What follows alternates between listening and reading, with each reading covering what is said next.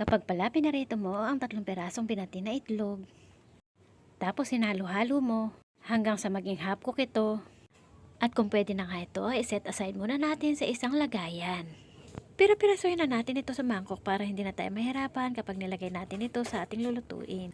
At sa kawali na pinagprituan ng itlog, lagyan na ulit natin ito ng konting mantika. Dito tayo mag-isa ng bawang sibuyas.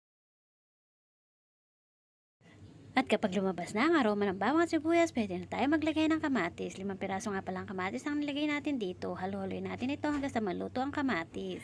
Nauna na nga natin ilagay ang tangkay ng pechay dahil mas matagal ito lumambot compare sa dahon ng pechay. Nilagyan lang natin ng konting tubig. At para sa pampalasa natin, lagyan natin ng konting patis. At konting oyster sauce. Gamit natin oyster sauce, sarsaya. Sarsaya, bikenemen. At nilagyan ng konting pamintang durog. Tsaka hinalo-halo ng mabuti. Nasa katamtaman lang apoy ng ating kalan. Tapos ay hayaan lang natin ito ng 2 minutes.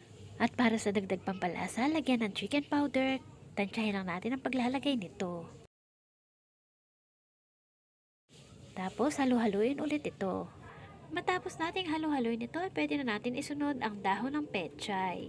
Pagkalagay ng dahon ng pechay, halu-haluin lamang ito ng maayos. At kapag nahalo na ito ng maayos, pwede nang ilagay ang pinirito na itlog. Haluin lamang ito ng konti at pagkatapos ay pwede na natin patayin yung ating kalan para maiwasan na ma-overcook yung ating pechay. O diba mga mare, nakaluto na pala tayo ng pechay ng itlog. Healthy na, masarap pa. Save mo na rin to mga mare para sa iyong pamilya. Sigurado magugustuhan